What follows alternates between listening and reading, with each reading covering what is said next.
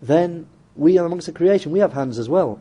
So if we affirm our hand for Allah, that means we're declaring Him like the creation. And if we affirm for Allah a face, then the creation, amongst the creation we have faces. So if we affirm a face for Allah, then we'll be making Him like the creation. So what they do as a conclusion is, so therefore we'll deny any hand for Allah, and we'll deny any face for Allah, and so on with regard to other attributes as well. They say in that way we'll stay clear of making the Creator like the creation. So Shaykh al-Fawzan made the point here, and the people of the Sunnah make the point that this is not the correct way whatsoever. And this same argument of theirs, you'll end up denying all of Allah's attributes. And even at the end of the day, you'll end up denying Allah's existence. Because Allah exists, but the creation exists as well. So on that same argument, they'll end up denying even Allah's existence, which is obviously clear kufr, which no one will even doubt about. So he made the point that Ibn Abil Izz, in his explanation, he made a very nice point about this, that affirming attributes for Allah, when the creation have attributes, in no way means that we're affirming that the Creator is like the creation. So he says, just because he said Allah has affirmed for Himself attributes, when the creation have attributes also, such as that Allah is Hayy, living, Allah is Alim, attributes which the creation have as well. Allah is living, and the creation have the attribute of life. Allah is knowing, Alim, and the creation have the attribute of knowledge. And so on and so on. He mentions a list of these attributes. Qadir, having ability. Ra'uf, being compassionate. Rahim, being merciful. Aziz, one having might. Hakim, having wisdom. Sami', the one who is all hearing. Allah having hearing.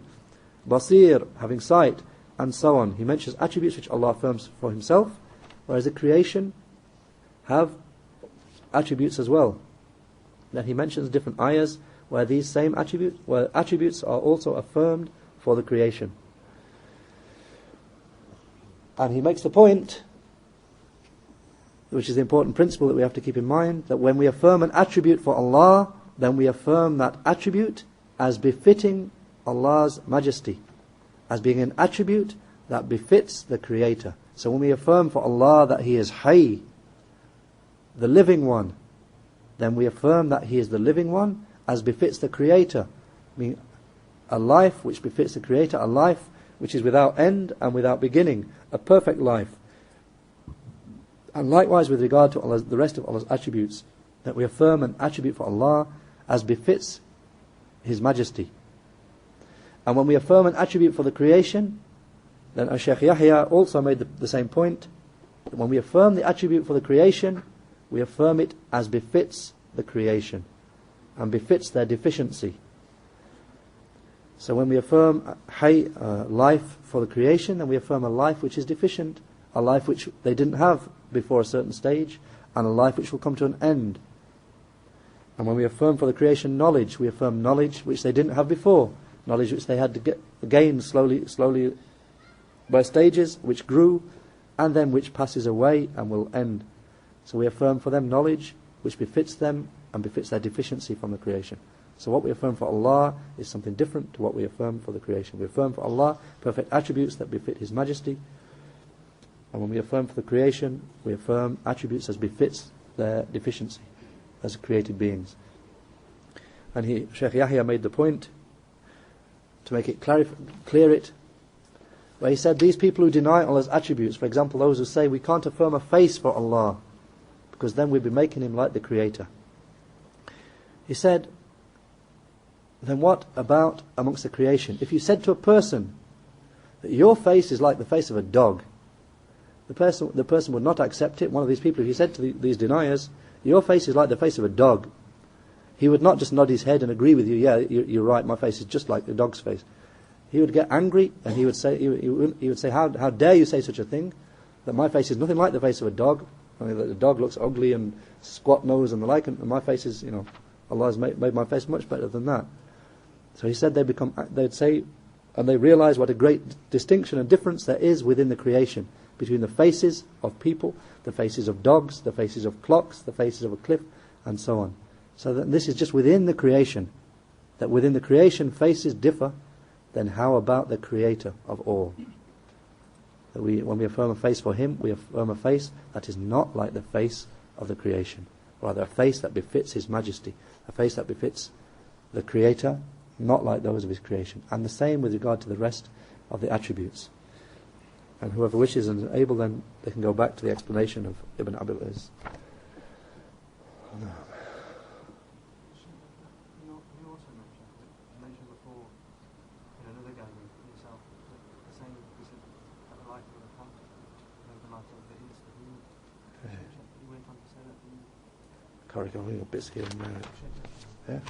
And the brother just give me an example of something else that Shaykh Yahya made to illustrate the same point, that with regard to life, that these deniers of certain of Allah's attributes on this same argument, they of course they cannot deny, or they should not deny Allah's life. They can't come along and say, well, we the creation are living, so therefore we deny that Allah is living, because if we do affirm that Allah is living, then we'll be making like the creation. This is an incorrect argument. And the brother said that Shaykh Yahya made the point. He said, look, we as human beings, creation, are living, and plants, which are also from the creation, are living. But how different is the life of people to the life of plants? It's not the same whatsoever. So how on earth can these people think that by affirming life or any other attribute for Allah means that we're declaring him to be like his creation? It's far from the case. So when we deny that there being anyone like Allah, and we deny any deficiency for Allah, it does not lead us to the opposite extreme, which is denying, or it does not lead us into denying his attributes. Rather, we affirm his attributes, but we say about his attributes that he does not resemble his creation in his attributes or in anything else. No.